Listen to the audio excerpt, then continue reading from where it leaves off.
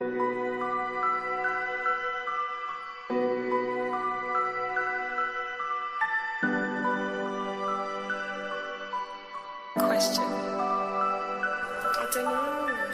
In this lonely ass world, it's getting colder.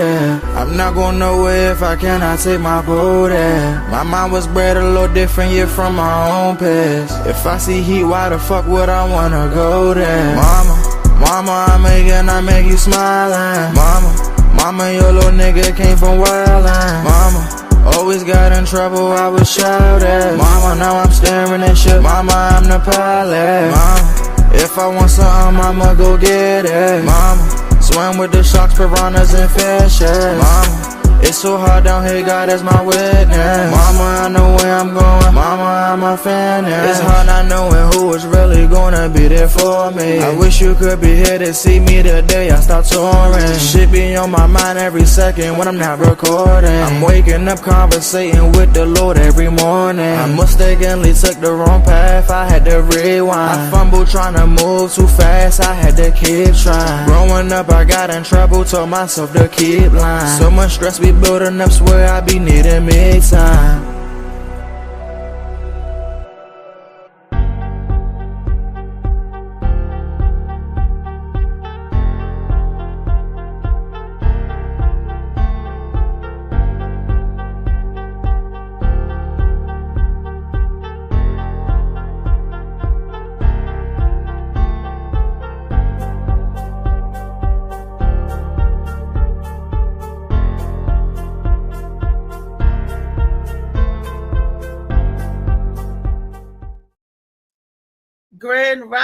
Grand Rising people. This is your girl Reese, aka the best that ever did it.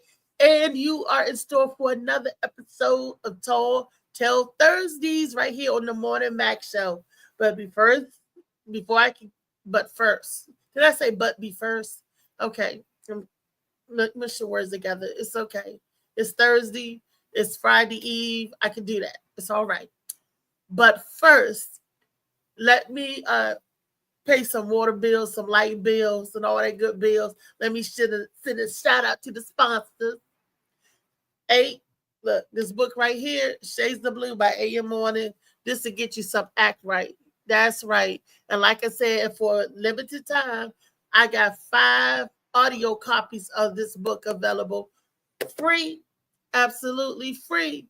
The audio book, I think, is like $17, $18. So you get ready to get almost like a $20 value for totally free. Just being 5 of the audience members to respond, DM Molly Mall, and he'll let me know who gets the free audio copy of this book right here. I'm telling you all to get in here on this goodness, because next week, baby, we're going to debunk Shades of Blue. We're going to break it down like a fraction. Go in chapter by chapter, get your favorite chapter, your favorite verse, your favorite character, why not, what this did you feel the book? Did you feel the book? Shades of Blue by A.M. Morning. And I want you guys, for a limited time, you are able to get Shades of Blue with Molly Mall Moss. That's right. You get the Shades of Blue with some Molly Mall Moss. Now, I know you like, what is Molly Mall Sea Moss? That's what it is. Molly Mall Sea Moss. It's good for your body. It helps boost your immune system. And we're in that time. Did y'all see the news where they're talking about the uptick of respiratory viruses and infections and all that stuff and pneumonia? Well, the sea moss help pull the mucus out of your body. And it also give you vitamins and minerals that your body needs. And overall health, it does. It does. Boost your immune system. So that's why I tell people to get some sea moss. That and Shilajit and some other great things that Dr. Sebi was talking about to help heal your body inside out. Well, sea moss is one of the main characters, or one of the main culprits, I'll say. And Molly has invented a way where he can make it taste good. Y'all know sea moss don't taste great, but the way he breaks it down and the preservatives and the fresh ingredients that he adds to it tastes nice. His lemonade, spot on, is good.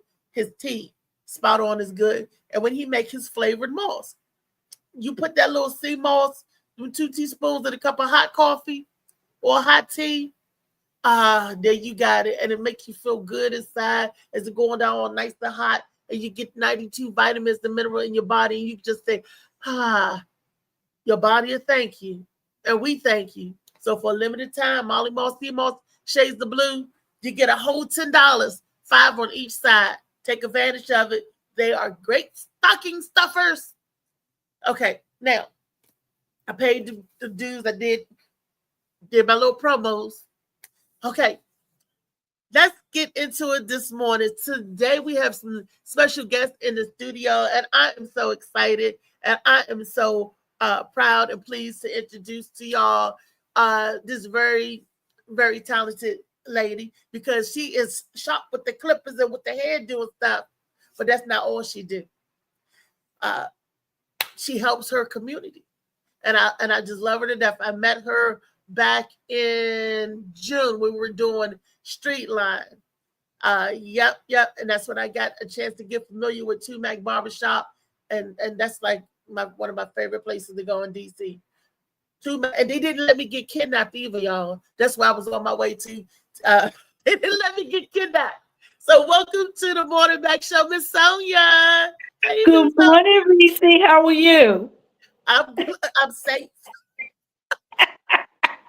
You know we wouldn't let them kidnap you, Reese. They tried to kidnap you because they know what they had, but they couldn't do it because we got you back.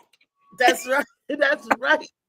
Miss Sonia, tell the world a little bit about you and what you're doing and why you're here today with us.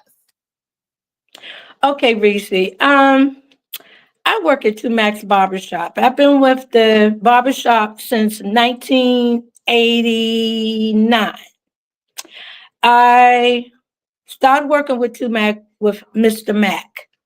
I had just gotten out of jail. Not a lot of people know that. And Mr. Mack gave me a job. And I was working at the barbershop, Track Auto, and McDonald's at the same time. So Mr. Mack and Renato were there. They gave me an opportunity to turn my life around and to give back to the community. So I've been with them since 1989. We're at 6307 Georgia Avenue now. And I'm the manager of the barbershop. I cut men and women's hair. And we give back to the community. We have young people working in the barbershop that sweep the floor or whatever. A lot of people call me Ma. They come in to the barbershop, try to get advice. It's like a, how can you say, a sanctuary for some of the homeless or whatever. But we try to give back to the community. Renato is our number one guy. Renato does a lot for the neighborhood. And we also with Streetline. Streetline is an organization to provide resources and monitor and mentors for people that have addictions, that hanging on the corners, help to put their life back in order, the right directions. So it's three of us. It's Renato, Frank, and myself that is with this organization with Ricky Bryant, who brought it with us. And how we find out about Streetline was through Phil, who does, we have a comedian show every end of the month. You're one, and some more of your peers or the comedians that come in. And we just try to give back to the community. What else can I say? I work for DC government. So I work in customer service, but I love people. I love doing things for other people. When I see a smile on people's faces, that makes me happy. That's right. That makes me happy. But Renato is the main person. Renato has brought so much joy to my life. Renato's like my brother. Frank is like my brother. Everybody in the barbershop. We have a 16-chair barbershop. It's an international barbershop, and everybody in there is tremendous. Yes. I'm telling you, They're tremendous. Ethiopians, when she said it's international barbershop, everybody coming in, and that's beautiful right there. for every different walks and type of life to come in there, men, women, child. I even It see doesn't matter. so it don't matter. They will make you look good and feel good. And that's part of us giving back and love to the community. You feeling good. I seen the people coming in and honey, trust me, they be looking like some booger wolves. But when Miss Zoe finished with them, you be like, hey, what you doing after the show? You know? Right. Brown, beautiful.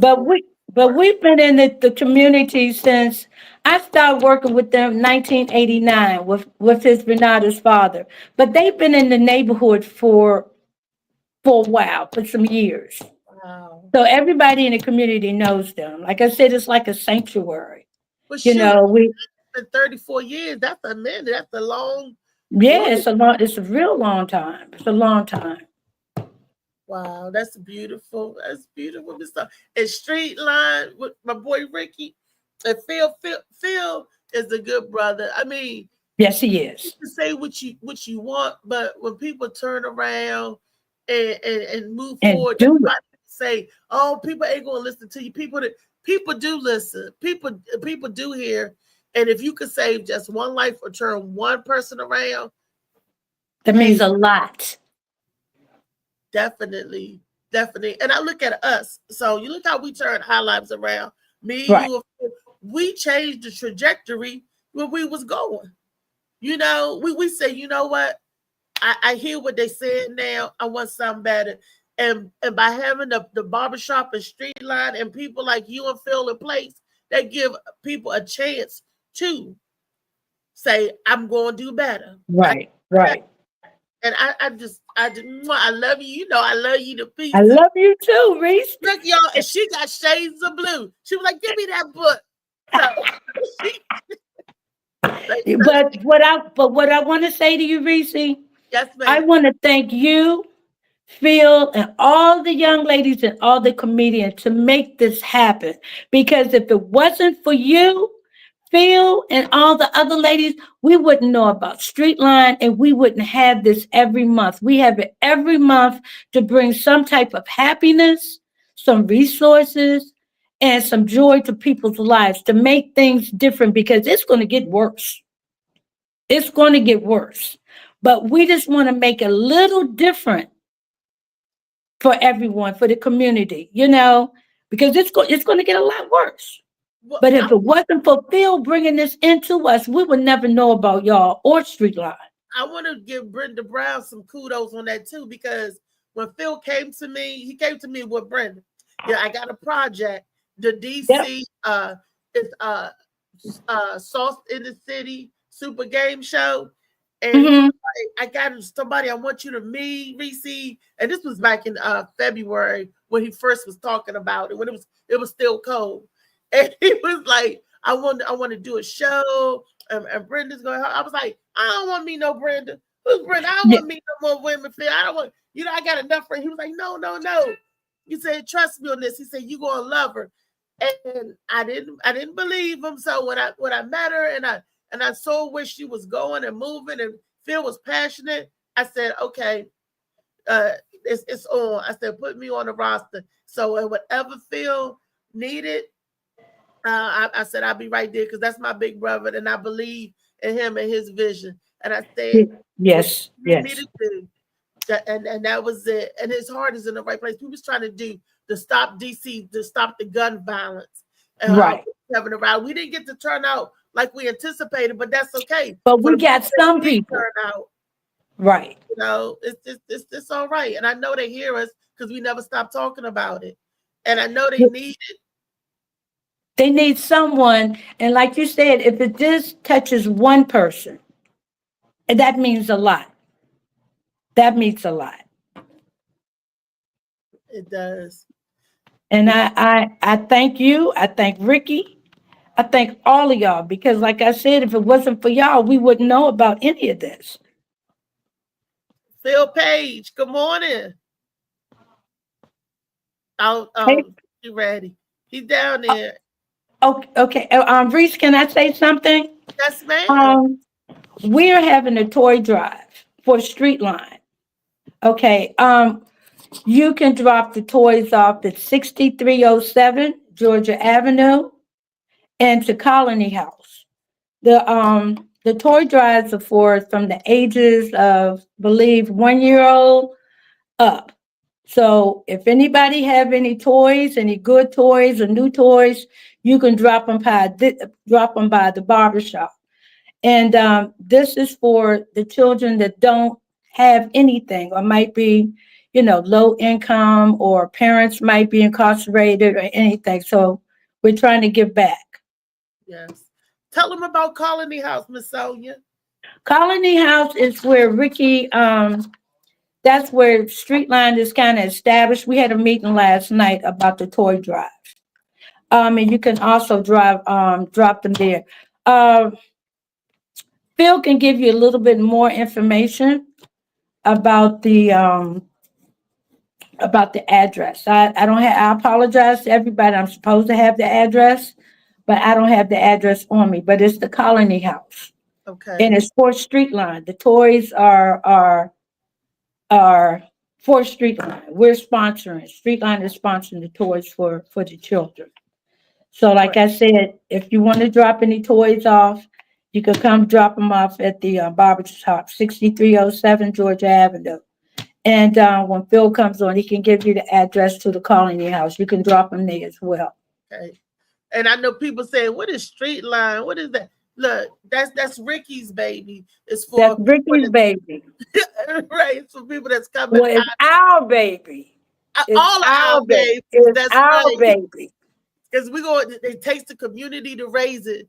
It takes the village, and we're gonna have to raise this baby up, y'all. Because there's some good stuff. It's for people that's coming out of being incarcerated, getting back in society. And sometimes all they need is a voice.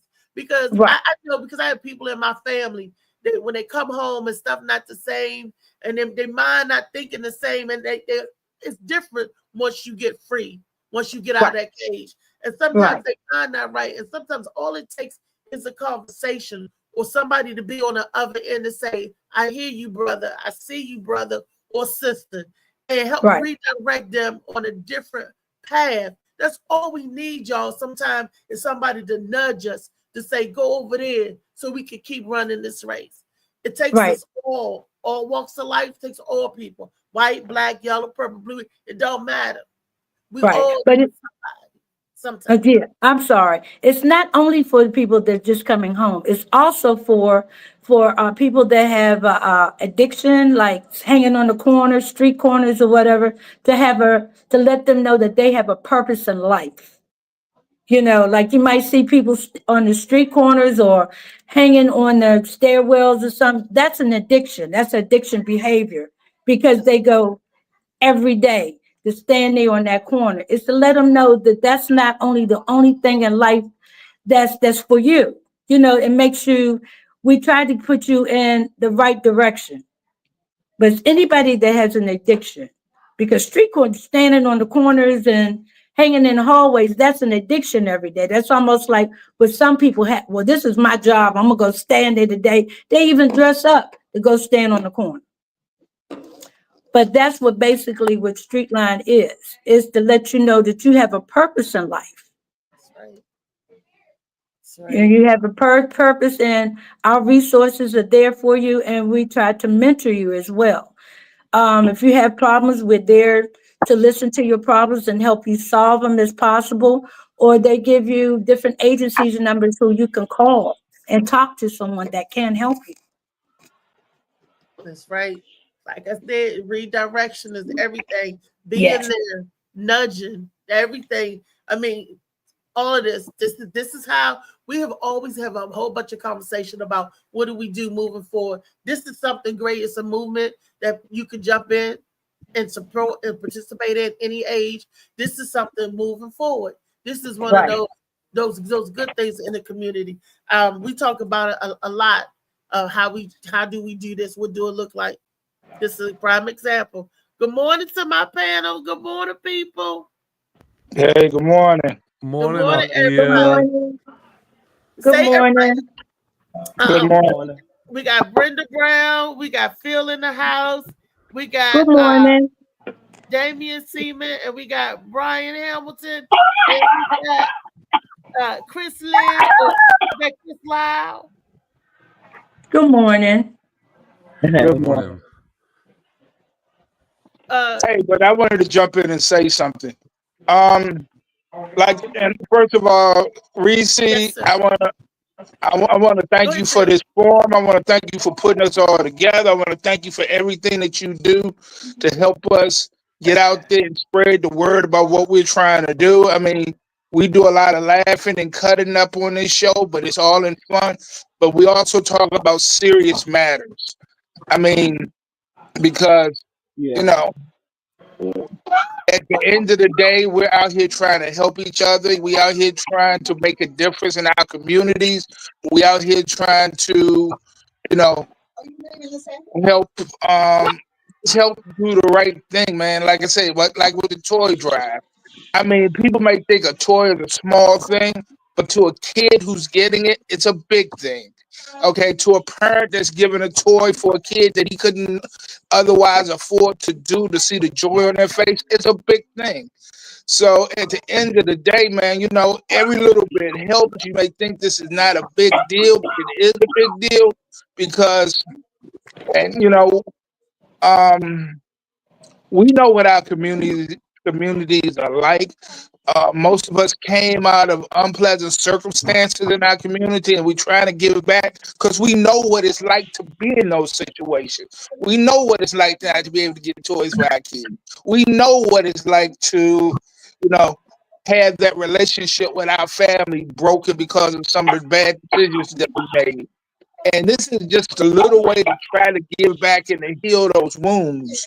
I mean, like I said, I'm so thankful for Tumac Barbershop because everything that I've tried to bring to them, they were always on board 100%. There was never like, I got to think about it. It was never that maybe. It was always let's go. I mean, and I just appreciate them, man. You know, everybody in the barbershop, Sonia, Frank, Nardo, man. You know, and like I said, I got to shout out to Ricky for what Ricky is doing in the community. Streetline is a great organization. You know, it's giving people a chance to have a vehicle to reach out to where they may not have that opportunity before. Streetline is basically a hotline for people who are in trouble. Okay, I mean, you can call it a whole lot of things, but that's really what it is. It's a hotline that you can call when you're in trouble. We don't really give a damn what your problem is. I mean, you may want to beat the hell out of your wife, and you just want to call and say, you know, talk to somebody before you do it. I mean, you know, everybody has problems, and we're not the judge of your problems. And to be perfectly honest, we're not to cure all of your problems. But if we can, we want to point you to somebody. If we can't help you, we want to point you to somebody who can. You know, so there's no little I's and big U's in this thing. Everybody is in this together, man. I'm a firm believer. People say we are brothers keepers. Yes, the hell we are. Yes, we are. At this point in the day, ain't nobody coming to help us but us. And it's That's getting right. and it's going to get worse. It's going to get I a mean, lot. I'm not dealing with politics and all this. It's not a political issue or anything, but in the pulse of the country is crazy right now, especially in our communities. And we don't know what's going to happen under this new administration. God willing, it'd be great. But that's not what we're seeing. So where we weren't stepping up trying to help each other, we're going to probably need to do that more now. You know, because like I said, I learned during the gun violence thing that we cannot count on the government to help us. You know, they'll sit back and watch us. They'll watch us succeed. They'll watch us fail, but they're not going to help us. They're not in the helping business. Their business is to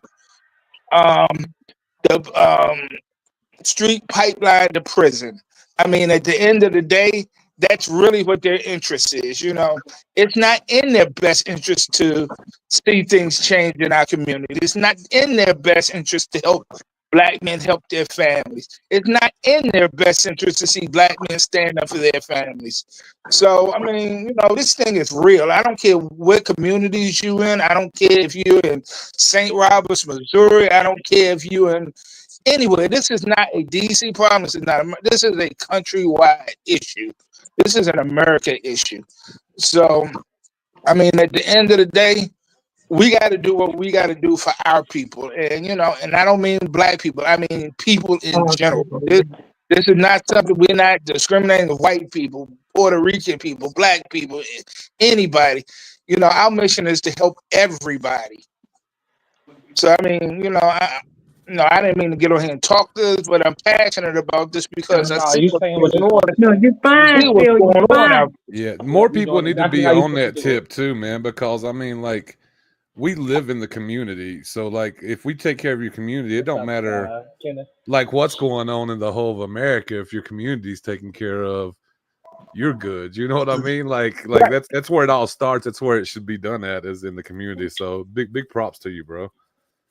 Keep that going. That's the best thing we can do as people. Take care of our communities. Yeah. You know, like I tell everybody, man, these problems that we're having are real simple. If everybody just take care of their little part of the problem will go away. Yeah. But, you know, that's not the issue. You know, we depend on the wrong things to help us. And, Right. you know, we should be helping ourselves. I mean, nobody's going to help us if they don't see us doing something for ourselves. You know, and I mean, and that's just, you know, that's just the way it is. I mean, I hate to be so blunt, but they really don't give a damn. You know, and, you know, but at the end of the day, man, DC has a gun violence epidemic. You know, I think 3 kids just got shot a couple days ago. Nowhere in the world should 3 and 4 year olds be getting shot. Where is that heard of? It's heard of in our communities because we sit around and wait for somebody else to come to our rescue, and you know, and in the meantime, our children are dying. So, I mean, you know, it's crazy, man. And you know, I don't know if I can make a difference, but at the end of the day, when I go meet my maker, I'm gonna say, at least I tried. You tried. That's you right. know. You make a difference, Phil. Look at the difference you made in all our lives. And Yeah. look at Riley, there's so much support behind you, more than you think. You make a difference. You being here makes a difference. You know, you give it a damn make a difference. That make us all want to say, damn, you're right. Let's try to help support, not only support Phil, but support us. We like Kenny Clark said, we all we got, we all we need, right? That's it. Yeah. You made a difference for us, Phil. You made a difference. You brought it to us so we can help put it out in the community to make a difference for our community. Because like I said, if it wasn't for you, we wouldn't know about Streetline. Right. You know what I'm saying? Mm-hmm. And if it wasn't for Ricky, I wouldn't know about Streetline. Exactly. So you brought that to us. We got to create a chain where the barbershop helps the business next door. The barbershop helps the gas station next door that's getting robbed. I mean, if we take care of our community, you know, that's one less problem. We shouldn't have people afraid to come in our community. We shouldn't have Reese coming into our neighborhood talking about they tried to kidnap me. That happened on our watch. That happened in our community. So. It sure did. Reese, I'm sorry about that, baby. I didn't mean for them to kidnap you. But see, they knew you were our treasure, so they tried to take you somewhere else. The people like, did she really get it was a costume, it was a situation. And but later on, if it's possible, I want to give you the website for Streetline, if that's okay. You can give it to us now. And okay. later, so we can put and for donations, for the toy drive is www.streetlinedc.com. Hey, will you say that again for me, please? I gotta get Yeah. my pen. It's www. So you give a chance to get the pen. Okay. Look, you see And what Vicky, I will send it to you directly also. But yeah. and we can put it up. You said it's www. Streetline DC. That's all one word.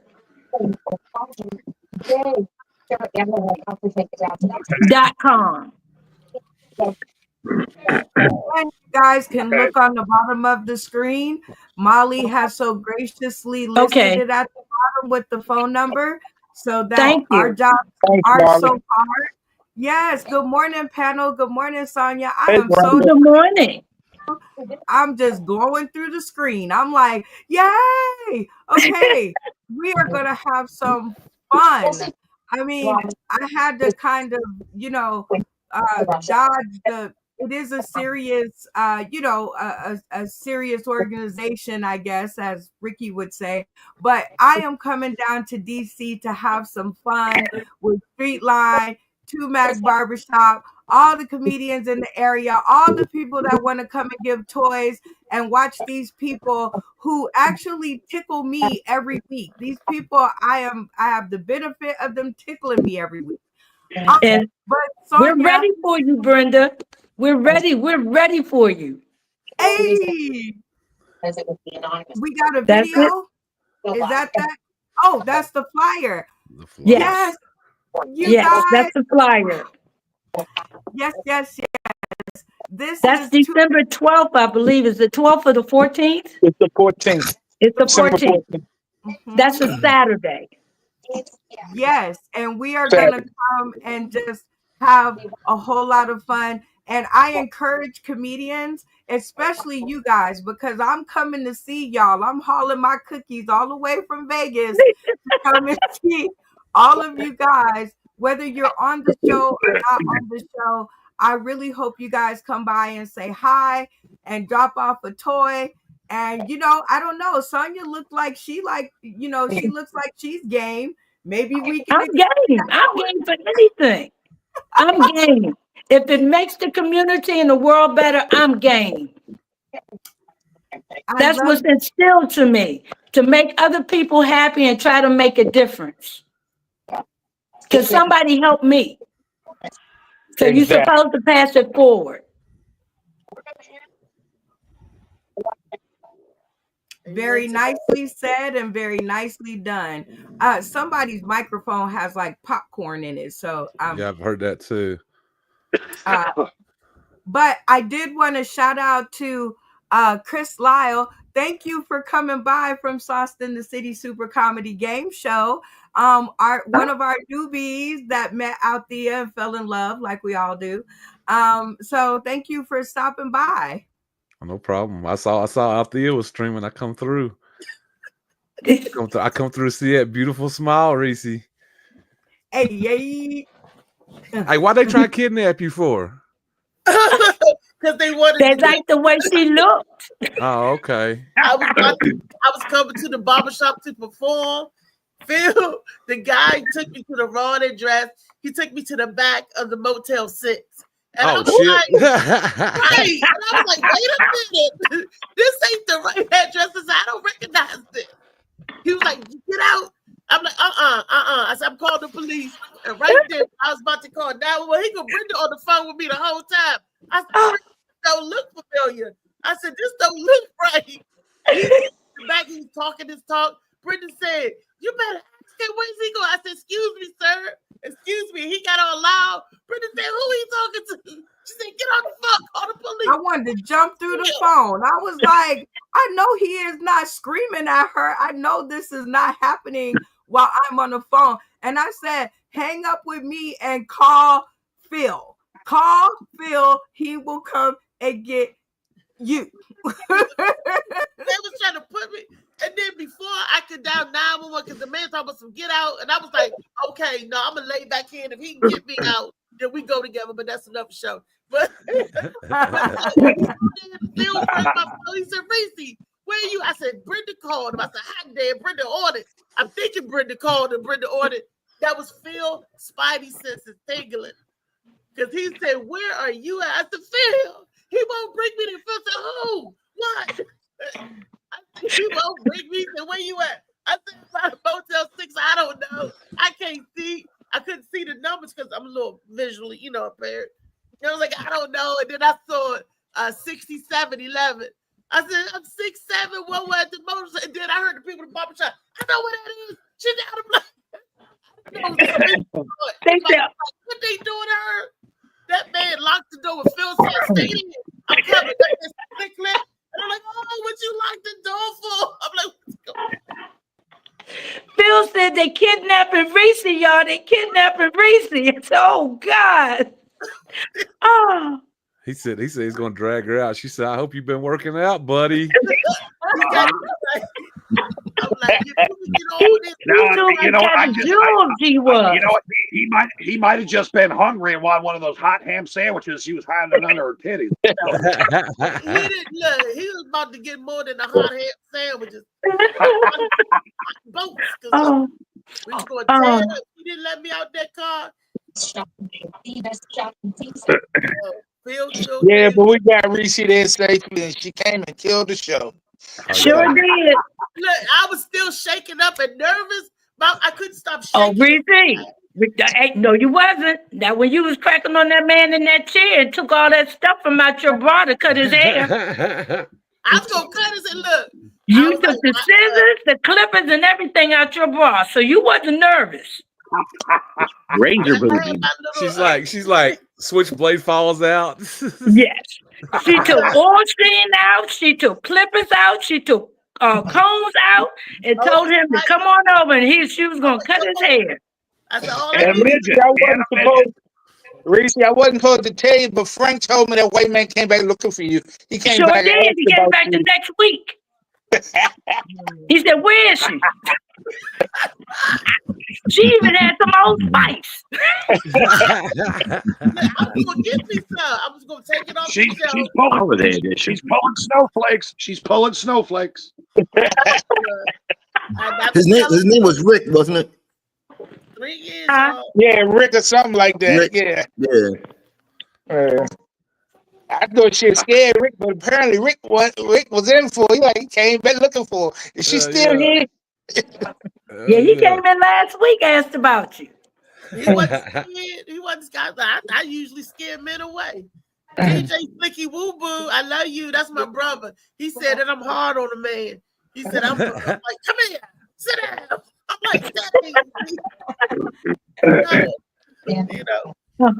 Reese treat men like she treats her grandchildren. I don't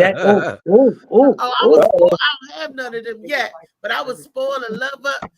I'll be baking them cookies and everything. Oh Lord, see that's why they coming back right there. That's why they coming back. Like the one that get the good treatment, they get the good. They was like, oh, she ain't mean. She all juicy fruity. Yeah, that's what it was.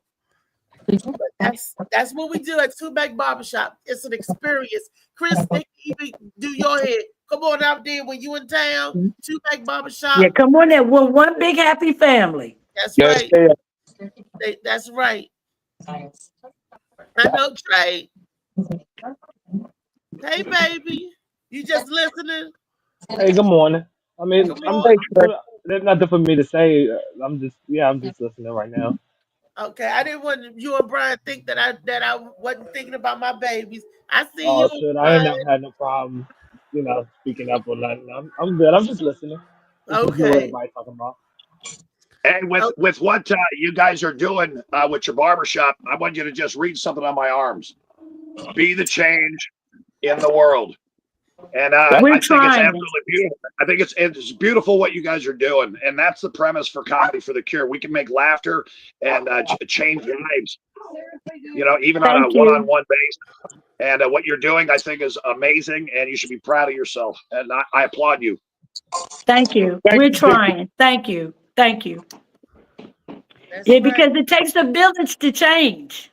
It does, man. It If your does. They kids are should do dying, it. And a creepy your ass village is Brady dying. Bunch looking family right here. I mean, this is a creepy Brady Bunch looking family. God That's damn it. okay. It's okay. It's nothing wrong with it, Hey, There's Miss nothing Sonia, I You wrong. have get a them all in question for you. therapy. you What'd you know. say, Brian? I said I said, everybody's in therapy together. You know, it didn't matter. Miss Sonia, I Yeah. have a question for you. Yes. So one of the questions that kind of popped up when we was advertising the flyer is I know that the time limit on the flyer is the 21st, but I'm sure you have some type of pickup something regardless, like throughout the rest of the year, because kids are always going to need stuff. I mean, obviously this movement is for the Christmas drive. I understand that, Right. but do you have some type of pickup regardless? Because I'm sure people want to continue to drop things off regardless of it being after the 21st. Not necessarily Christmas or not necessarily toys, but just like kids stuff and supplies. And you have a pickup that's outside of that time frame, or is it just for that time frame that people can drop Well, stuff off? at the moment, um, we're fairly new. It's not new, but we're fairly new to the organization with Ricky Borders to it, and the toy drive just came up. But we talked about this last night. We're going to try to do other things, um, um, sponsored street line, but right now at the moment, we're putting this out there for the children since it's around Christmas. But we are going to try to do other things. But our main focus is trying to help these people with their addiction and let them know that they have a purpose in life. And a lot of this, the toy drive is for the people that have addictions or whatever that can't give their children, but it's for the other children as well. You know, but we are going to do other things. We talked about that last night as well.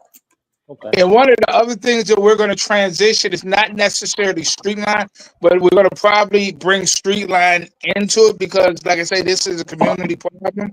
We're going to be working with Reese and Kenneth Clark. Dr. Clark on a Right. coat for people, for shelter people in the shelters and this, that, and the other.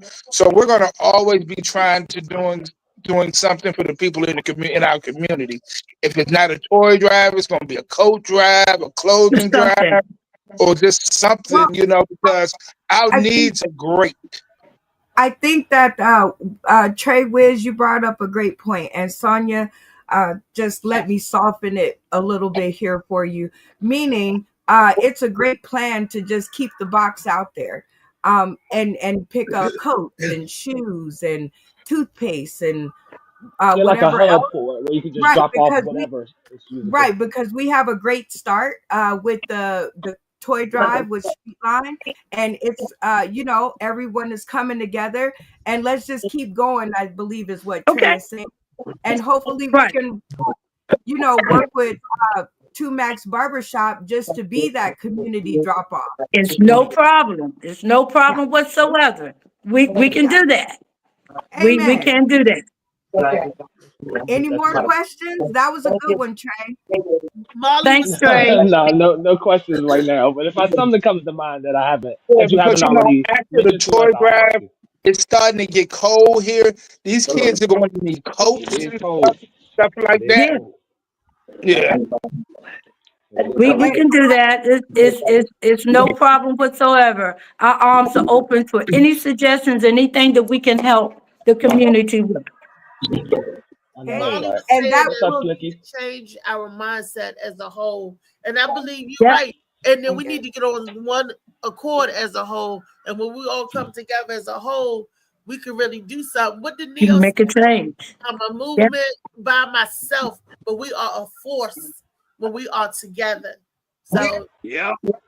shout Lock it out in. to Lock Phil it in. Strickland that says, I want $5 every time you do that. $5 to my Cash App. Anyway, shout out to Phil Strickland out there doing it, because he says many hands make light work.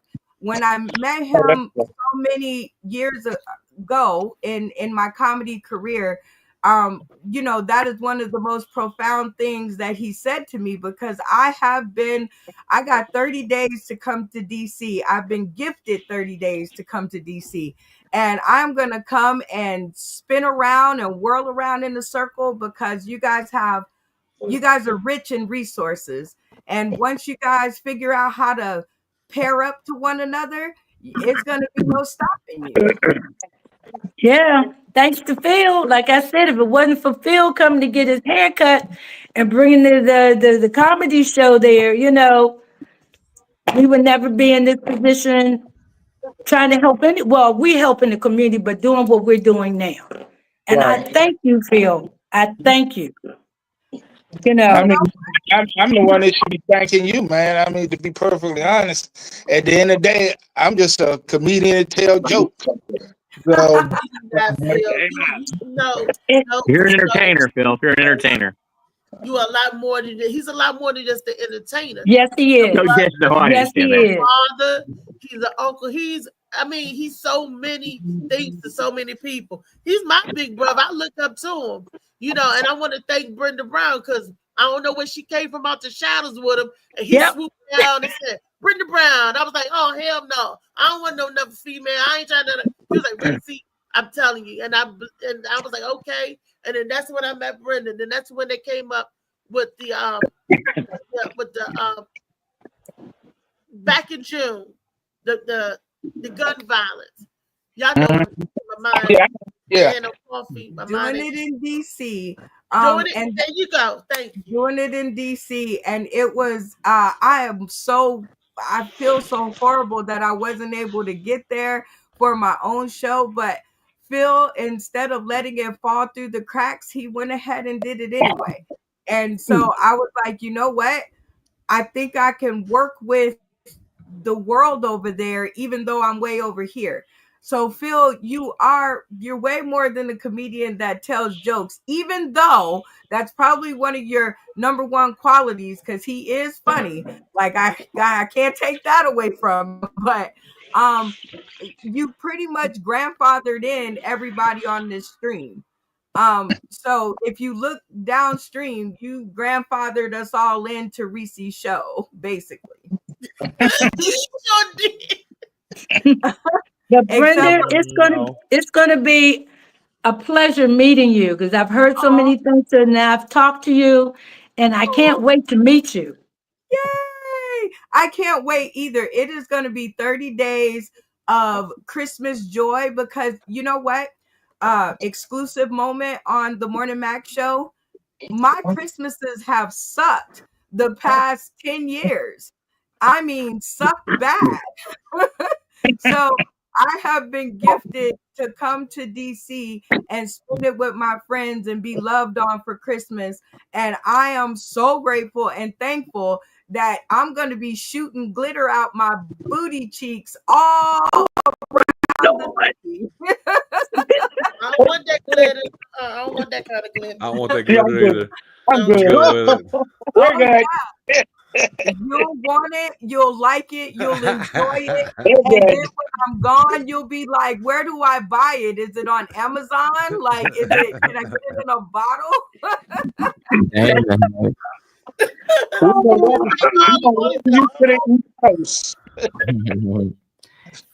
And I want to know if Brian or Chris, do y'all have any questions? No questions. I've just been listening. It sounds like an awesome thing y'all doing.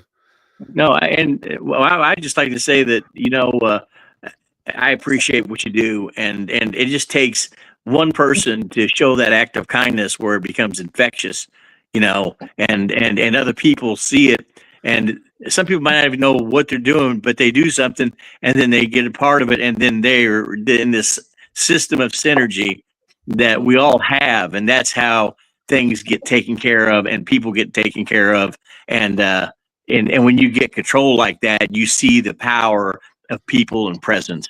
And great job. Appreciate you. And I want to thank everyone for all what you do. Now I want to get down to the crux of it.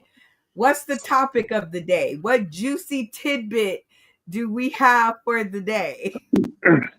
So today, y'all know it's like our freestyle day. Today is Tall Tale Thursday, where we share stories or experiences where people believe them or not. They may be true, they may not be true, but it's always entertaining to hear a story. And this is just I was just sitting back thinking and relishing on the web that we weave, how we are entwined in each other's life, some kind of way, how we meet. And I do not believe that meeting is just by haps or chance. I believe a blessing. I believe us crossing each other's path. I'm just looking at the blessing on my screen. That's all. I have a subject.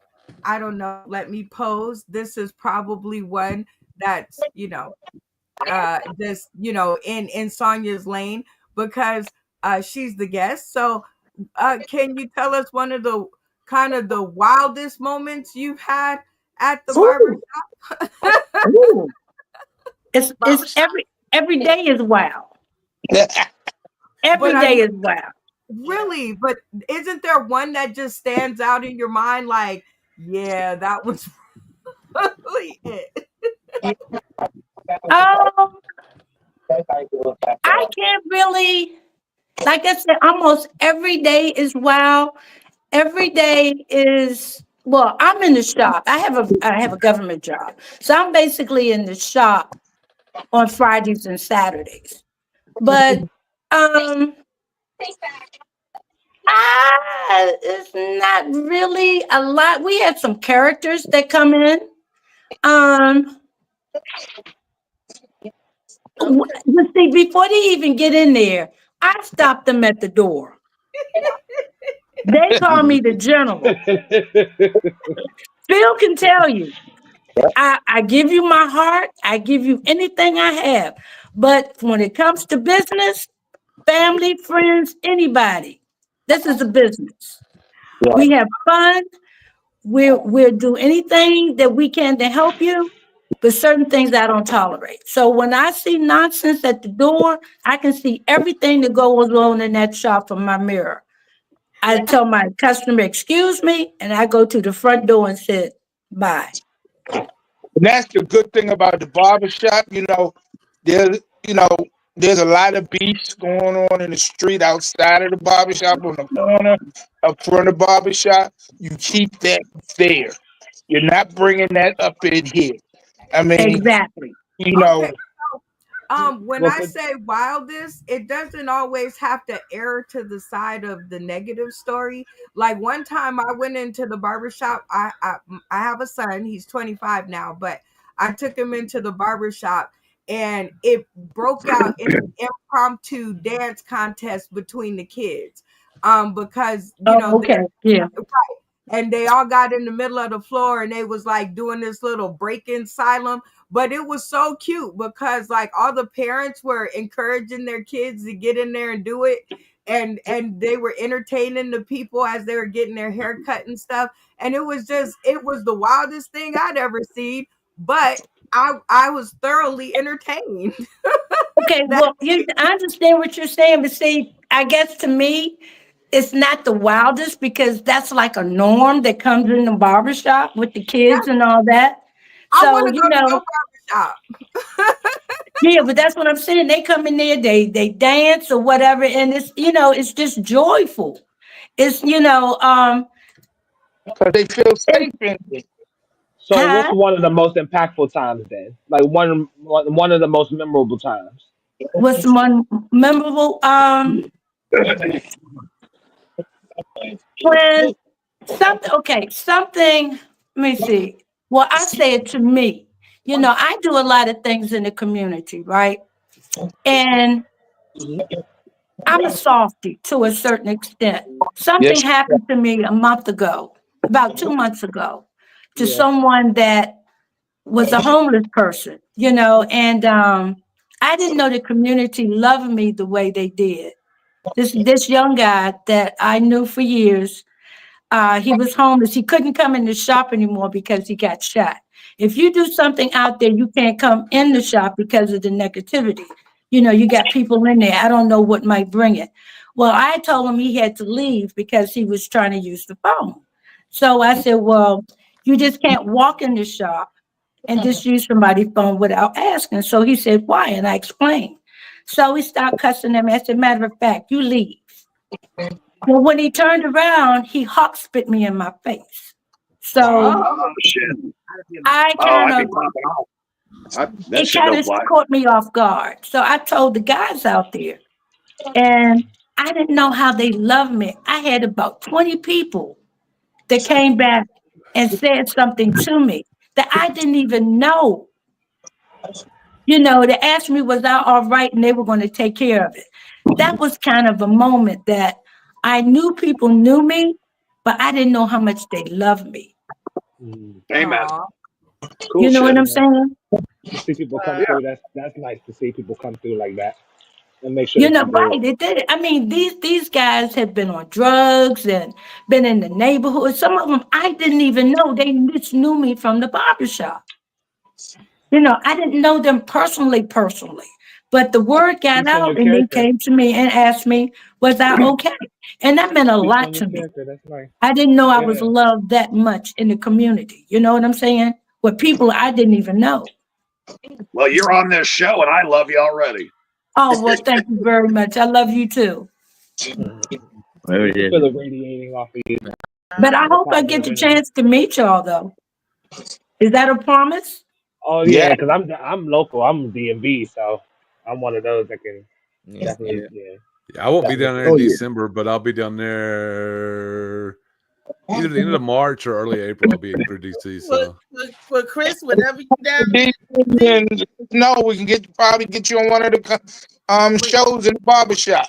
yeah, that's what I'm doing. I'm traveling with my comedy for about 3 months next year. I'm going Okay, south. I'm in Kentucky, so I'm going south so down here we toward go. Florida, and then I'm shooting west all The the way blue out couch. Texas to Okay, California. don't run over the invites. Don't run over the invites. When someone invites you to do something, you have to say yes or no before you Oh, just keep I'm right. I'm So adding Chris, Philip right now. right. And then Sonia, I know that you and Phil have been doing this. Like I remember the day, the first flyer that he sent to me. I know he'd been doing it sometime before, but I remember the first flyer, and I thought to myself, they need longer hours. Like they need more people to book in appointments, because now that you have entertainment, I'd want to come get my hair cut, my toes done, whatever y'all got going on over there. I would want to come and be entertained. And Well, it's up to Phil. Whatever Phil say is okay with me. see, Phil, I don't want to hear you tell me again what they won't do. Because it is a way It's up to Phil. to do it. It's up to Phil. And matter of fact, we're doing something we're going to try to do once a month. We had a DJ came in, was it last week? I think it was last week. Oh, Beadman, DJ Beadman. I hear a DJ Beadman come in and get some of that. But the important part and the underlying factor is no matter when you are in town or when you visit, please stop by Two Mac Barbershop. Like stop by, say hi. You don't even have just come on through. Yeah, come on through and enjoy what the atmosphere and that they provide. It should be a much sought after stop on the DC tour. Like if you go there, you should go. Yeah, that's We're what I was a getting little ready to say. crazy now. We are a little crazy. Oh, one person. Reese knows who this person is. It's Bruce. Remember Bruce, Reese? Yeah. Bruce is the elders of the shop. Bruce is hilarious. Bruce knows everything, right, Phil? He knows everything. He ain't right about everything, but he knows everything. He don't know everything. He didn't know what I was gonna pull out my bra next. He didn't know that. Ain't nobody knows what you're gonna pull out your bra next. That's right. It might be one of those. It might be one of those $12,000 houses off of Amazon. You might pull out that bra. We don't know. But everybody enjoys itself. It's always laughter in the shop. Bruce and I go for it all the time. Bruce interferes in everything, so he doesn't like me angry at him. If I'm not angry at Bruce, he gets upset. He likes that attention. He likes that attention. Special group of characters, and then I love them all. Yeah. And let me tell you, Brenda, as long as you don't talk to Brian, Matt, or Jason, you good. The my milk does. The my white chocolate. Don't mess with them three. Them customers. It's sad that White chocolate, how are you? Look, Well, I know I got my choices when I get down there. Sonia already tried to. I think she tried to hook me up with Bruce. I think. Oh Lord. He gonna take you for a ride, baby.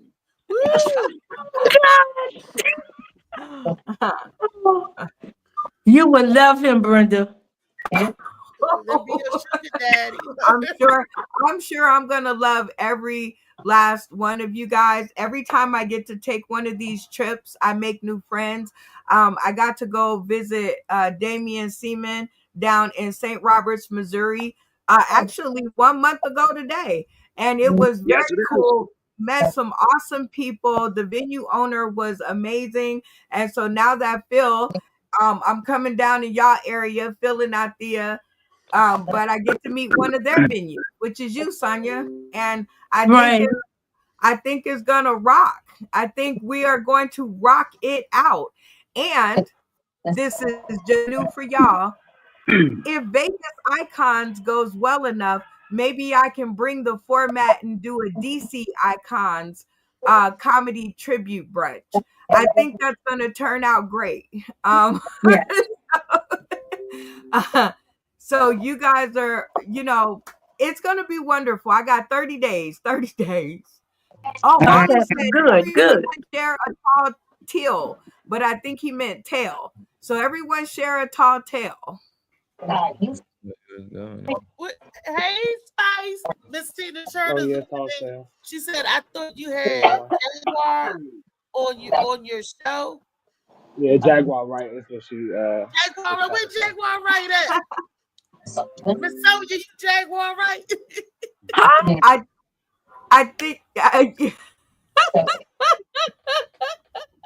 didn't hear you, Reese. I said, did she think Miss Sonia was Miss Jaguar right? Oh, they call me a Thundercat. I know that's right. They call me a Thundercat. Okay. Y'all ain't gonna trick me. It's a cougar. I know a cougar when I see one. Ain't no jaguar.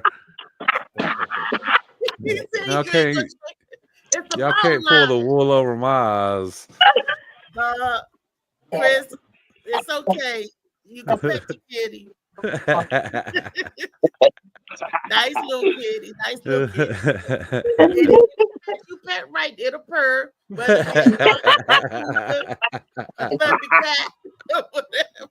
a tomcat, bobcat. If you pet goodness. Oh my God! I'm tired of those. I'm tired of those cougars. I want a saber tooth. That way, when I ask for a blowjob, I get the option teeth in or teeth out. I'm dropping mine. David, let me tell you something. If a saber tooth get a hold of your ass, they gonna just tear that little salad mushroom up, buddy. Tell you what. Thank you. Salad mushroom. Oh. Y'all going down the rabbit. I'm not going down the rabbit hole with you tomorrow. Oh, yo, we're pulling you down the rabbit hole. Come on now. Get up here for a run. Brian, tomorrow is Freaky Friday. Chris, oh, boy. Talk about some of everything. So you're on Freaky Friday. Ooh, that's the adult X-rated show, I tell you. Oh, God, I'm backing out of that one. Look, the mind of the men. And then they get you going, and the next thing you know, I'm falling down the rabbit hole with them. I ain't gonna fall down today. Down the rabbit hole.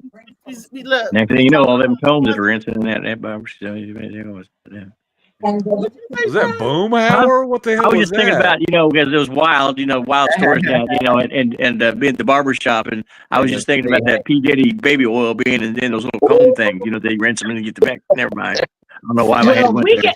We got rid of all the baby oil in the barber shop. No Diddy. It's hard to find now, isn't it? It's all Diddy's house. Look, David Green, you can still come back to the barbershop. Did they give it to you, David? Did you get all the oil, David? We gave it to Phil. Did Phil give it to David? David, no, we gave it to Phil. I gave it to David. I was wondering why he asked for it. Oh, goodness. I told you, that's one thing one man should be asking another man. You ain't baby oil. He the only one that Masoni, look, David Green is the one that be going to the mansion parties. And you met him before too. He was at the I met David before. At the barbershop.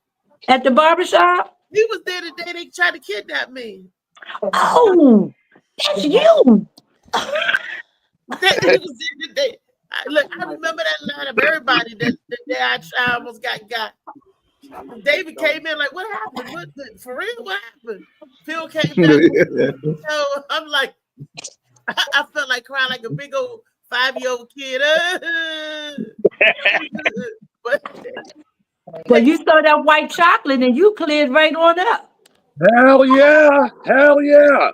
I got a little white chocolate for you right here. Hey, he emphasizes little.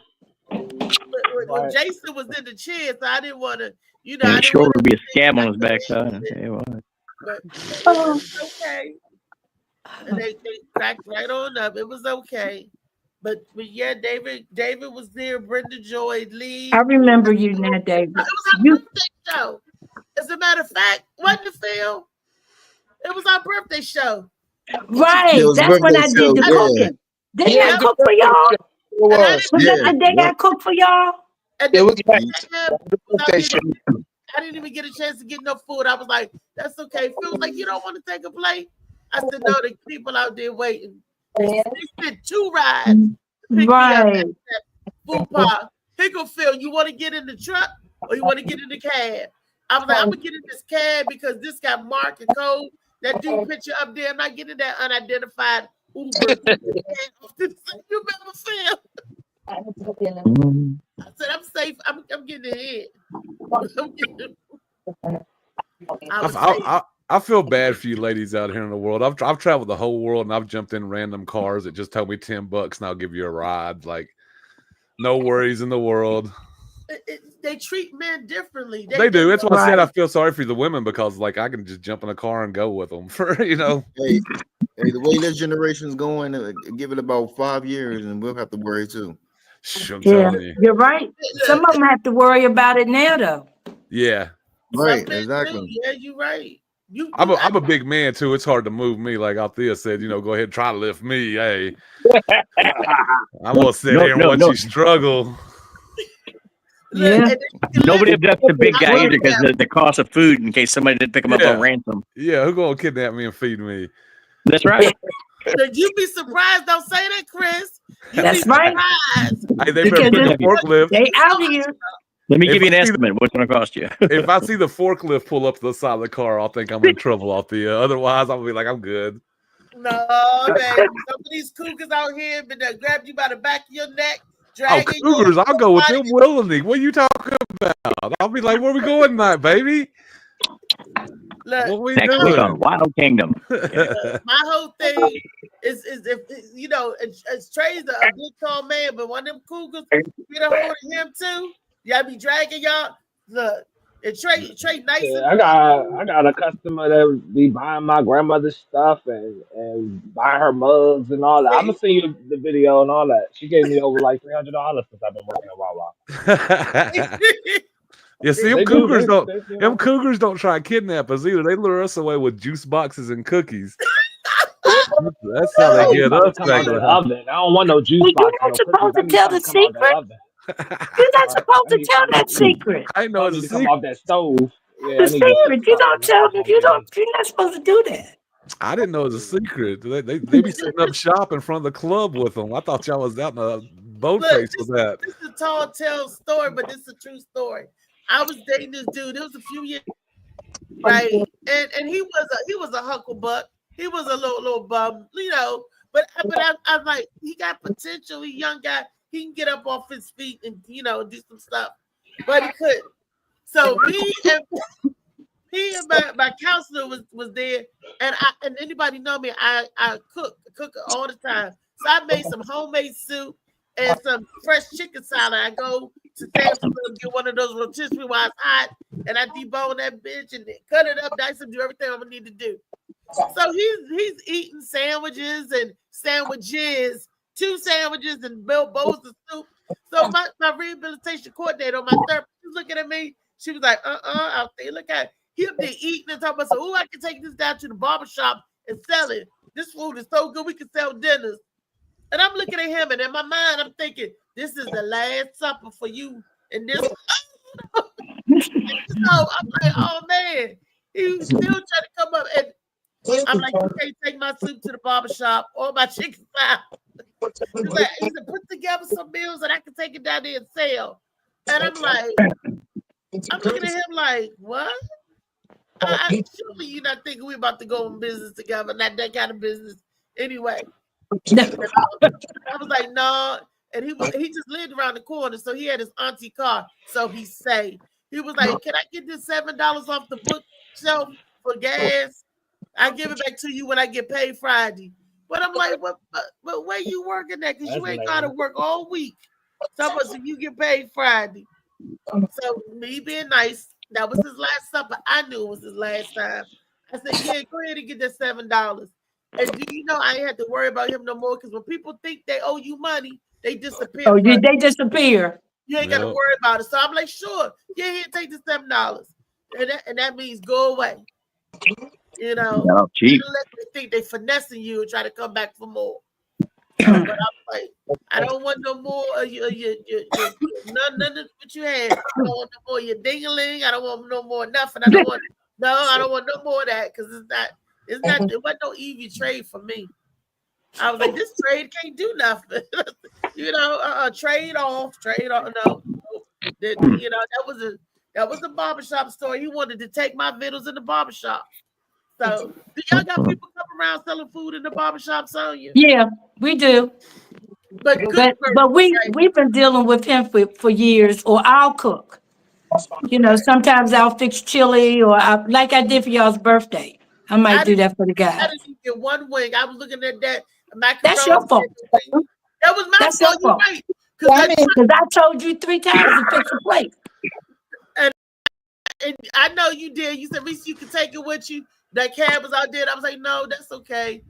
That's okay. I was like, no, that's okay. But I did eyeball it, and it did look good. So I know. Was it good, Phil? Well, I'm glad. Yeah. It smelled good and looked good. I know. David, did you get any food, David? Oh no, I was in a rush to get back. Oh. You missed the food too, huh? I slaved over that food for 2 days for y'all's birthday. I didn't miss the food. Phil probably was like, I'm glad you got another chicken wing for me. There you go. Because David, I left before you.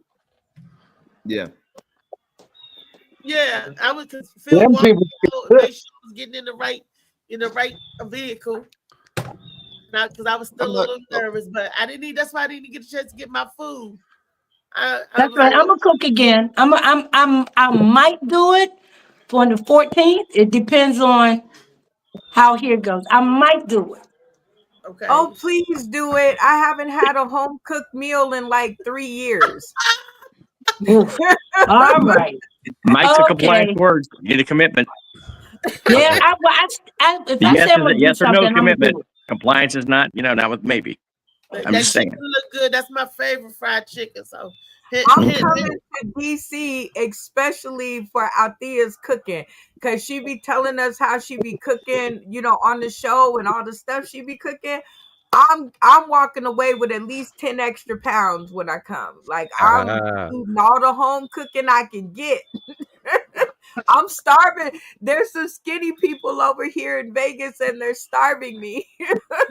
Okay, I'll see how my week, because I'm an essential worker for the government. So usually if my schedule allow, I'll do it. I'll do that for you.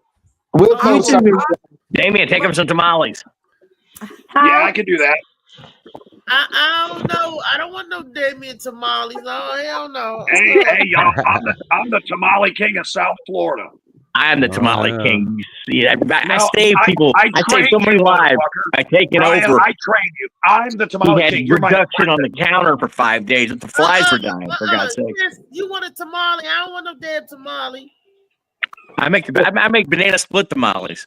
What is a banana split tamale? I flavor the matzah. I take cherry sauce and I take like the pineapple chocolate sauce, and I flavor the matzah. Then I serve it with its own sauce, like a chocolate sauce, or just it depends on different ideas. And I make the blueberry with the buttercream icing, and the apple and cinnamon. And you go on the internet and try to find a banana split tamale. And then we got reorders. That's what was crazy. And Damien blew his mind. I mean, you think he's already kind of like, dun, dun, dun, dun, but it was worse. He flipped out.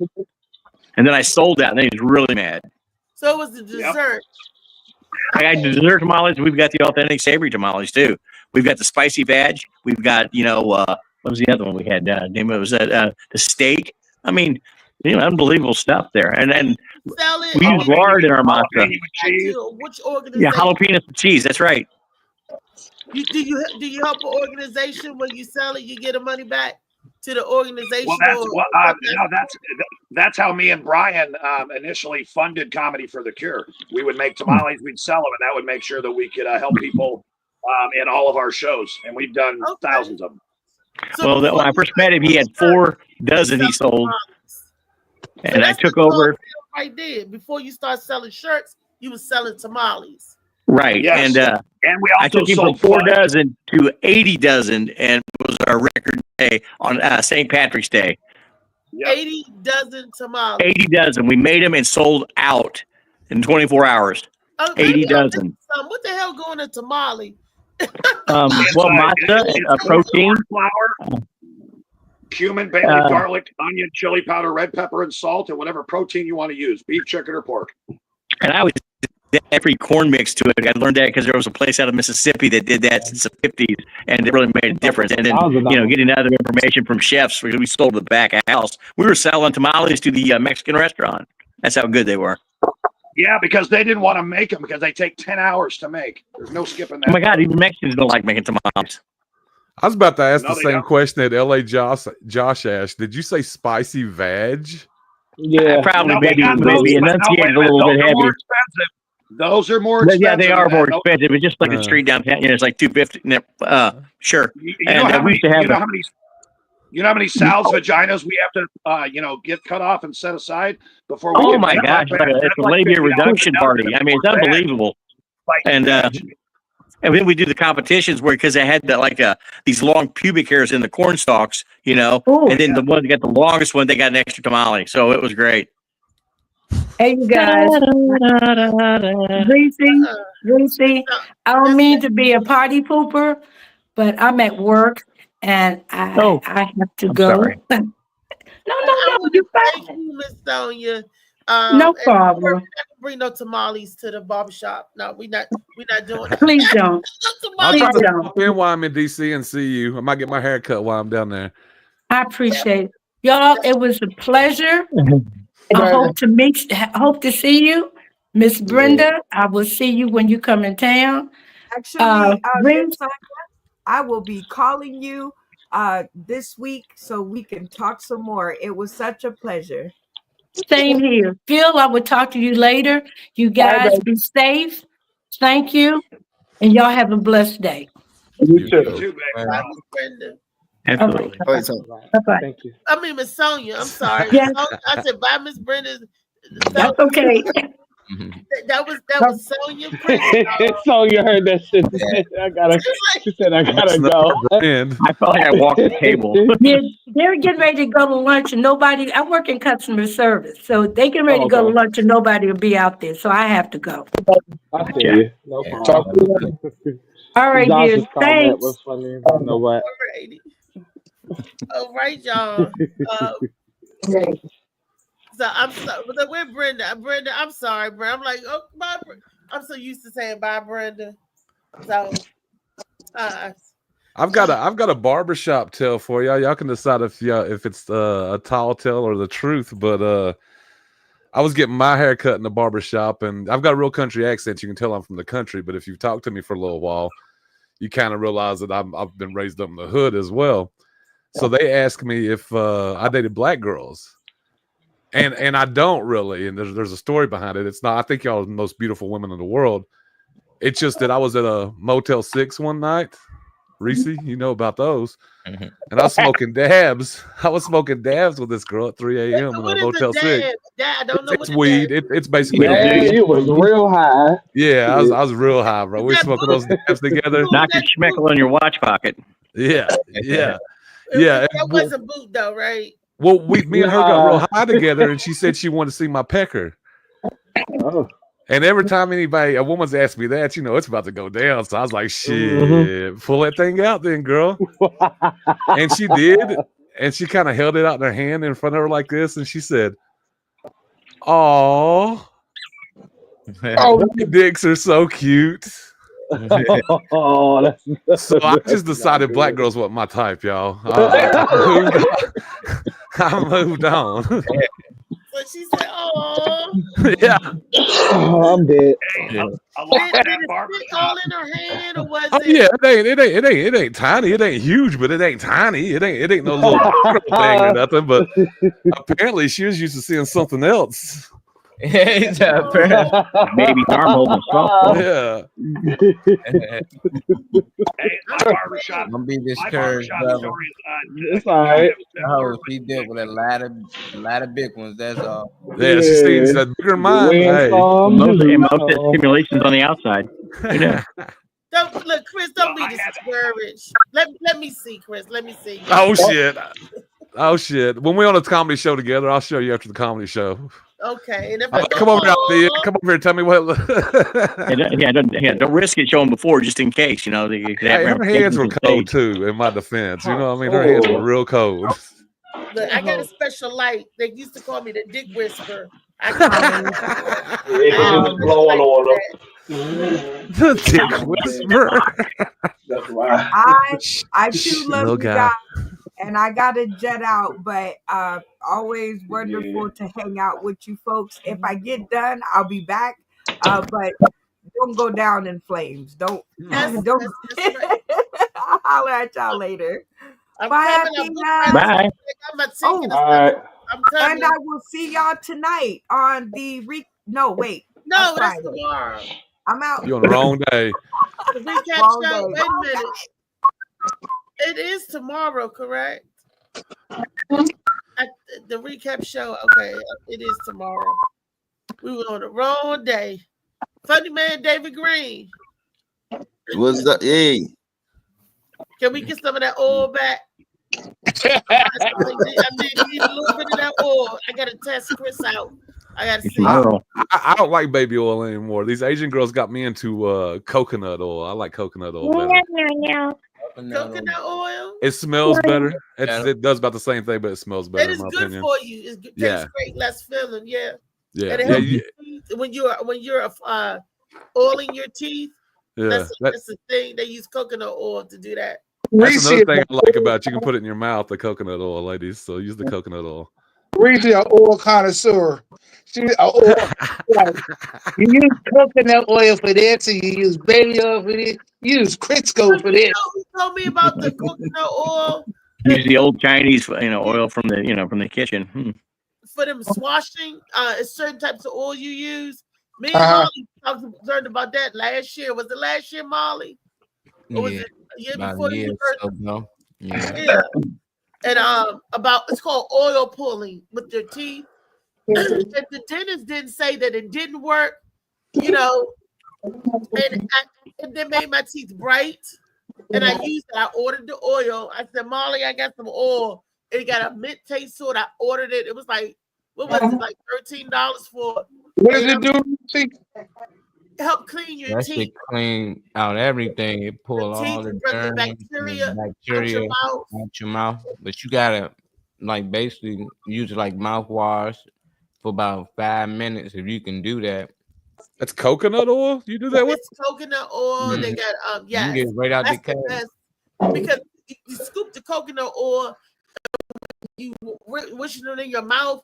It may have that that chewy texture, but it liquefies from the heat in your mouth, and it liquefies it. So you can start off with a scoop and just swish it, and your teeth do come out bright, and it takes away your bad breath. Yeah. So if you do the oil pulling, it definitely helps with the your halitosis, and that's true. I tried it because I was like, before I'm gonna get in here and talk about Wellness Wednesday with this stuff, I think I have to try it. Just like before I start talking about CMOS, I had to think I had to try it. Yeah. So you're talking about the cooking coconut oil, the solid. It's almost solid like filling. Well, you can cook with it's like it lard. Too. Yeah. It's I mean, you could cook with this too, but it's just the oil, and you swish it around in your mouth, and it helps the teeth and the plaque. I don't know what it does, but it's a real thing. And a lot of Indian people, I find out, use that's a lot of foreign. That would seem like it would be hard to do. Skinwalkers. Yeah, it was hard for me. I couldn't do it for 5 minutes. I gave about a minute and a half to spit that shit out. Yeah, that's because you're not used to swishing stuff around your mouth like that. Women are. So 5 minutes. Oh shit! You know, it wasn't a test. I thought I couldn't do it, but I was like, okay, yeah, I could do this. And I could do this for 5 more. Yeah, We can go all day. She can talk while doing it somehow. I'm like, how you talking and you still? And I was just like, "What's up, Jerry Lee?" Hey, good morning or good afternoon. You trying to get in? It was full. What's up, Joe? Yeah, you got a fantastic show. yeah, well, we're talking about helping a community, one community at a time, and loving up on people. So anytime you're just talking about, that's great, where you can give of yourself back. That shows that you're not selfish, that you're not self-centered, and that shows that love is in the air. Love is working. So we're talking about the toy drive. January, we're going to concentrate on the drive, like Phil said, to work with Dr. Kenneth Clark. We're going to work with the men's shelter movement. And I don't know what to call it. Maybe men's shelter movement, the men's movement, where that they can get the things that they need and help in our community, because our community needs help as well here in Prince George's County. And that is part of the DMV area, because whatever happens in the district spills right over here in Suitland, the 9th Ward. I call Suitland 9th Ward. And whatever happens, I kid you not, because it's just one step over the line, and and that's what it is. And they do. A lot of stuff be happening in Suitland area. So, and with that being said, whatever movement is going on in the DMV is also going on here too. That close. But we were reaching in. We're going to try to help. It's a wonderful thing that a child can have something, because it's the world that put that pressure on us as parents to get our children stuff. And the kids don't know. All they know is all the other kids is playing and doing stuff. And I knew that pressure firsthand when I got sick. And it was the random act of kindness from strangers that got my son through one of his Christmas. He was a little boy. And I was crying because I was sick. I just lost my job. And I was crying. And he was like, "Mom, why are you crying?" And I said, "I can't get you nothing for Christmas." And he's like, "That's okay. I just want strawberries." And I was like, he really don't mean that, because when every little bit, and he don't have nothing. So it was my old co-workers, and they did a toy drive for my son. He had everything, and I just was overwhelmed, and I was crying. I burst out in tears, and I was like, why? And it was like, because we love you. And we love Tyree, and he was so happy, and all his so-called aunties and uncles was my co-workers. I used to bring them to work. Uncle Lewis Hoss, I never forget Lewis Hoss. That was a fine white man. that was, and he was like, "Uncle Lou," and they was like, "Yeah, Tyree," when I take him down the job, and they just used to love to see little Ty. He's like, he's a toddler. He's 3, but he's the big 3. Look, like he was 5. And they got him all taken. That's where he got my buddy, and he had a car that hung. So I understand and knowing about how a child, you don't think it can make him feel a way, but it does. And although I don't believe in Christmas myself, I still give. I don't believe in Christmas, but I believe in loving that child. And if that child want to feel better, my hats. I'm all in. Yeah. I'm the same way with Christmas and birthdays and stuff. If you're an adult, hey, we don't even. We'll have dinner or something like that. But when it comes to the kids, they get the presents and stuff. That's the way I've always been. Kids being happy for holidays is amazing. They're innocent, and I don't want to take their innocence away. I want them to be kids as long as they can, for as long as they can be kids. You know. But that's me, and I ain't giving them no damn tamale either, Brian. But tamales are wonderful. I mean, gee whiz, the best of the best. I mean, come on. I got a barbershop story though. What's your barbershop story? Well, my hair grows pretty long, and I hadn't cut it for about maybe 3 years, and I finally decided to cut it, and then give it the locks of love because that was the right thing to do, right? And I started after I did it, I started to feel guilty because I started to think, if these kids, if they beat cancer, and today they really could, if they have to go on in life and get a corporate job, they're never going to be able to pass the hair follicle drug test. Now with your druggy drugs, Yeah, I mean, I'm just saying, this is not my hair. This is not my hair. Yeah, right. It's like when my son stopped and refused to take, pee test for me, and I thought, boy, that was a bold move for an 11-year-old. I've been there and done that. I let my son take a pee test from one of his uncles. Tyree was happy. He got $50, and I, just to peeing in a cup. I'm like, can you make a living out of peeing in a cup?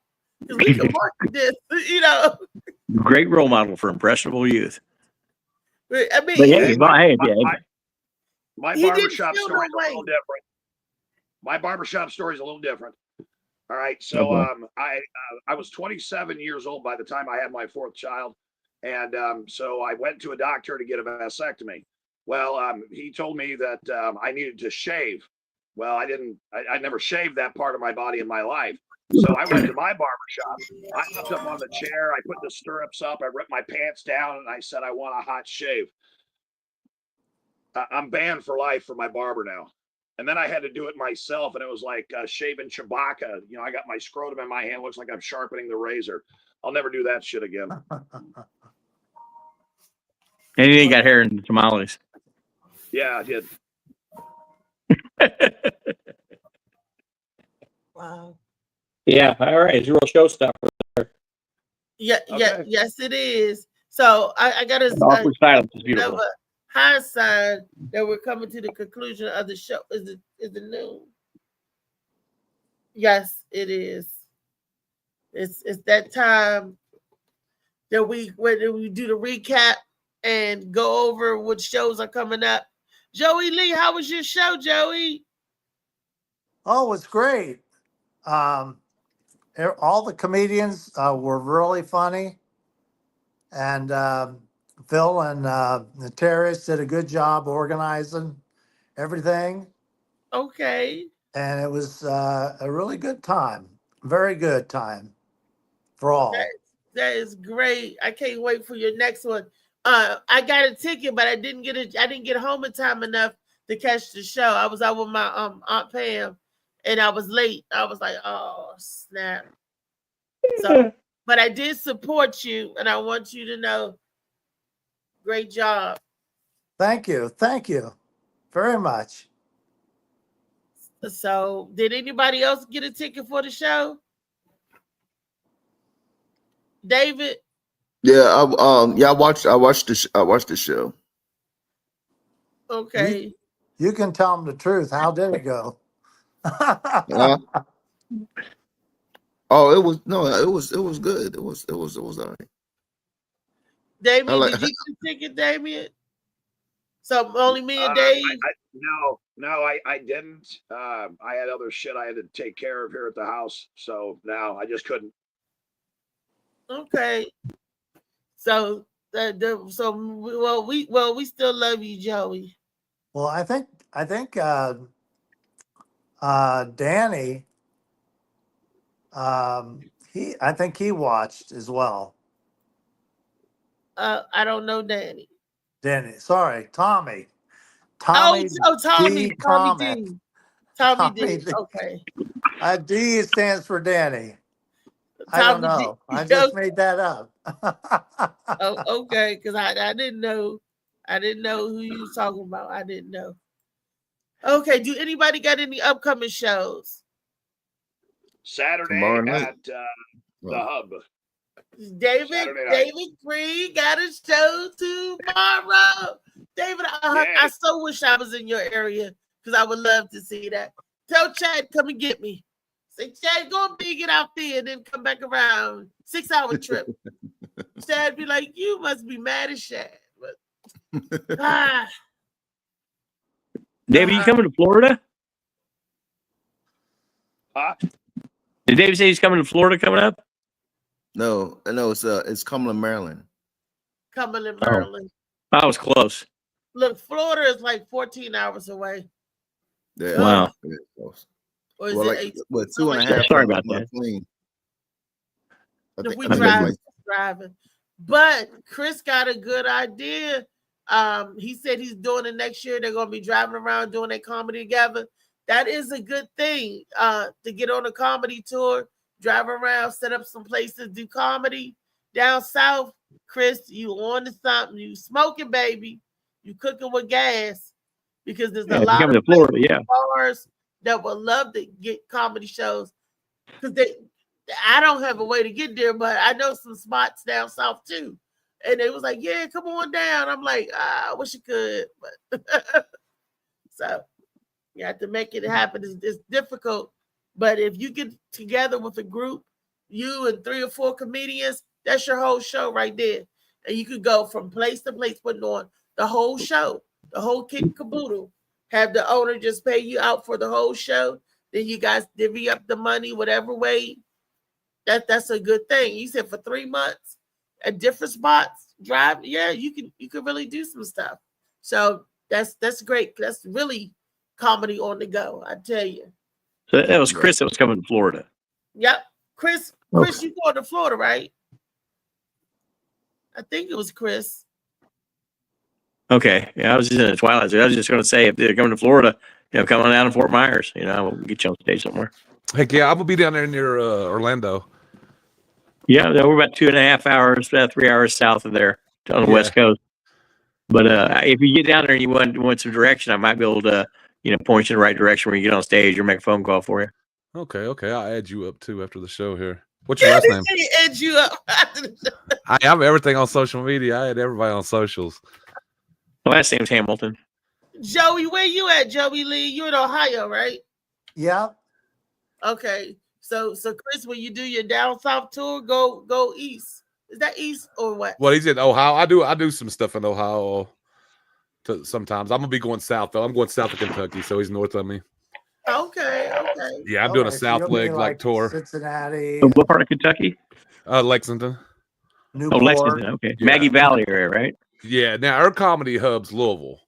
Lexington's not that big of a scene. We got Comedy Off Broadway, which is a classic club here, but Louisville has like 3-4 clubs. So they do doing Comedy Caravan or Tom Sobel. I'm a regular at Caravan. I just got that 2 weeks ago. I just made regular.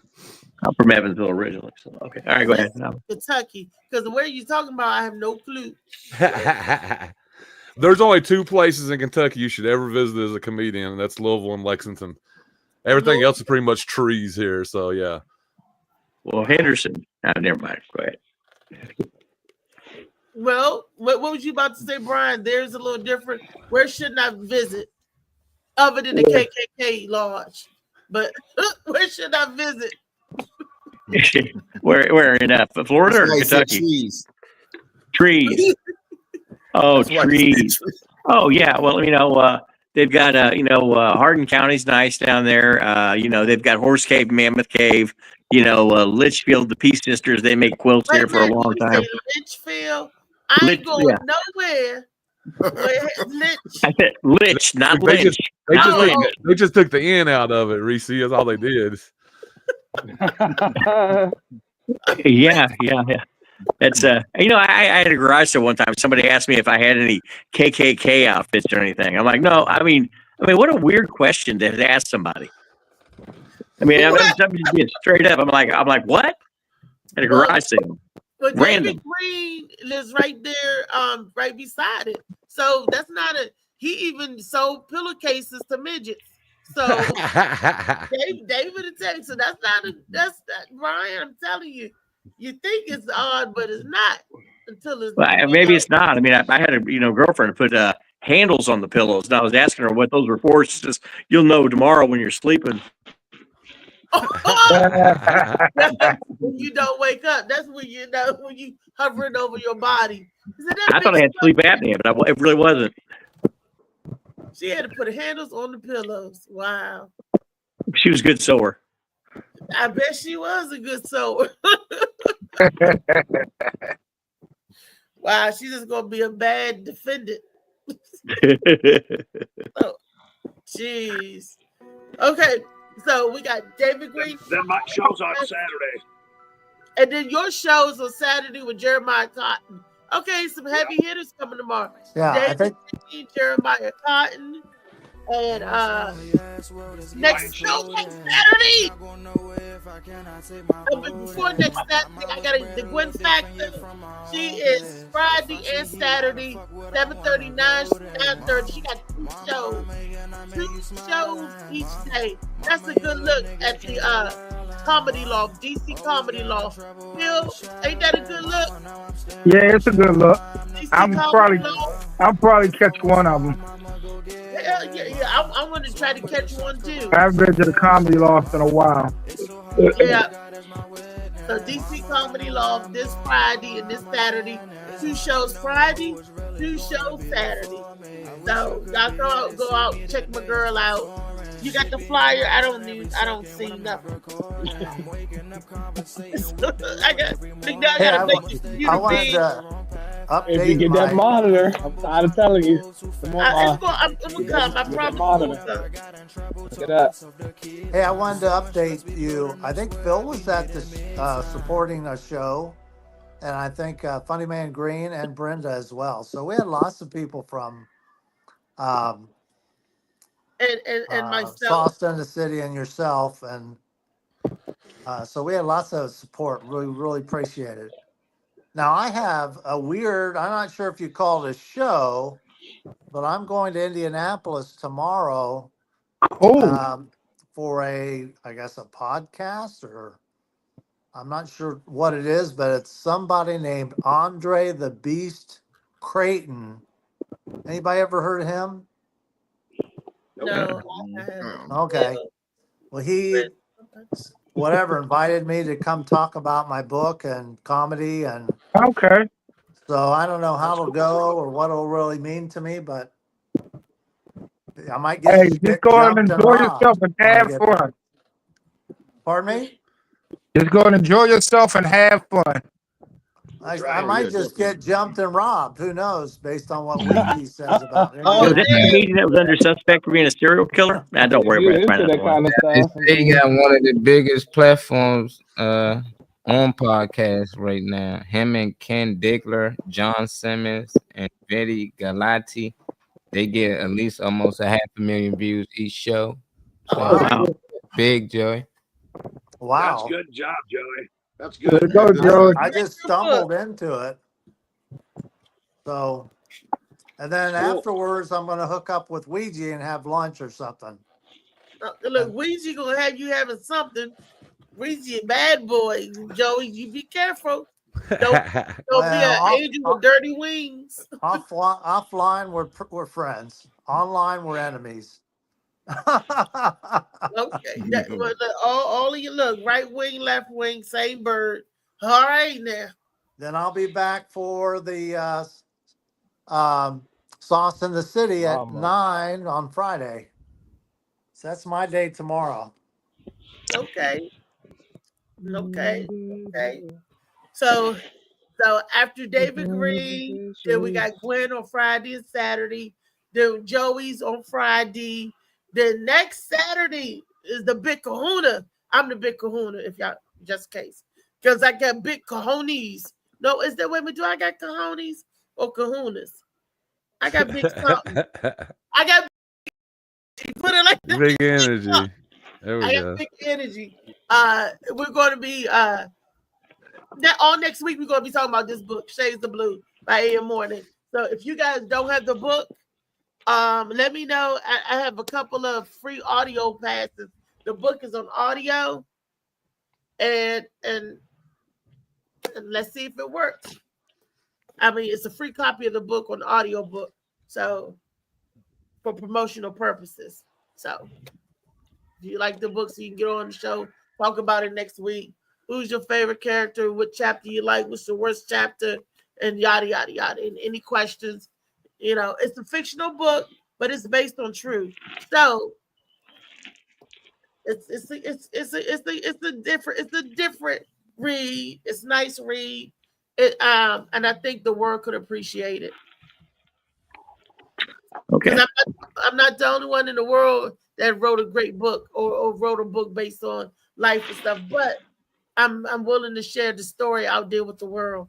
So it may help somebody, it may not.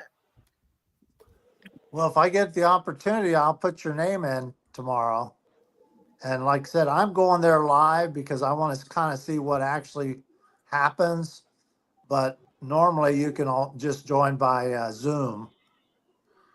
Okay.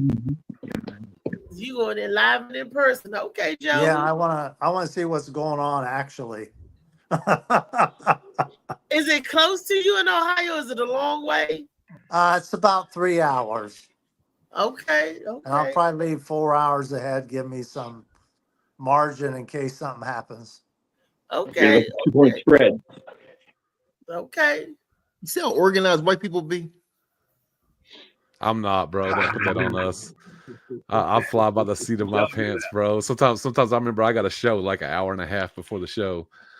Dang, Chris. Well, maybe I'm not so much white as much as being an engineer. We plan and think and Analytical. Yeah, analytical. That's a good way of saying it. Yes. Well, we plan and we think and we're analytical too. And but still you 15 guys minutes just late. come together and gel together and just like, hey, that's what we trying to do here on the Morning Mac Show. We trying to bring the calls together and we try to work together, stand together to try to help each other one cause at a time. So that's right. One neighborhood at a time, one block at a time, one quarter at a time. So Comedians Can't are the think two best thoughts and at the one worst time. of us. Yes, it is. Life is pain. Make fun of it. And Damien's a pain in the ass. Oh, I'm sorry. Hey, Damien, I love you, buddy. Shit, man. Yeah, of course I am. I was thank trained you, that way. Damien, for being on your best behavior out there in the world today. Everybody see Damien Seamoss, so he can shut up. He does know how to turn it on and off. So, boom. For those of y'all who say, oh, he couldn't do it, he did it. And I thank you so much, Damien, for having control. Thank you. Thank you so much. Okay. On Freaky All Friday, right. we're going to switch places, Damien. Hey. Okay, that's fine. Yeah, I want that top corner. What? Fucking Brady Bunch. Dysfunctional Brady Bunch. That's all this is. Lord have mercy. Like a broomstick with teeth. But tomorrow's Freaky Friday. That's Damien Day to shine. He can talk about all the freak nasty stuff. He want to bring up a good topic and that we can spearhead and get behind. Get behind, literally. Just, Have you seen his hamster helicopter dance? You got to do that tomorrow, Damien. Nah, that was years ago. I ain't doing that again. And I couldn't get that hamster out. I couldn't get that hamster out of my ass. I could not get the hamster out of my ass. Because you used the cheap duct tape. That's why. Because this way he left. Just gross. He's talking about cruelty to animals now.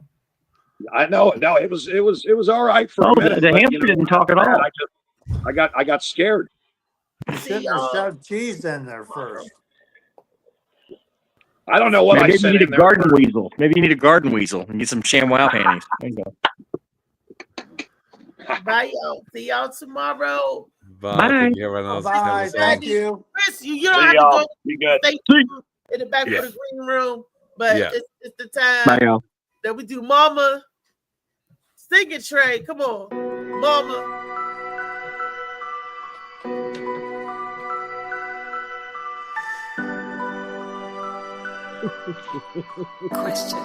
Mama.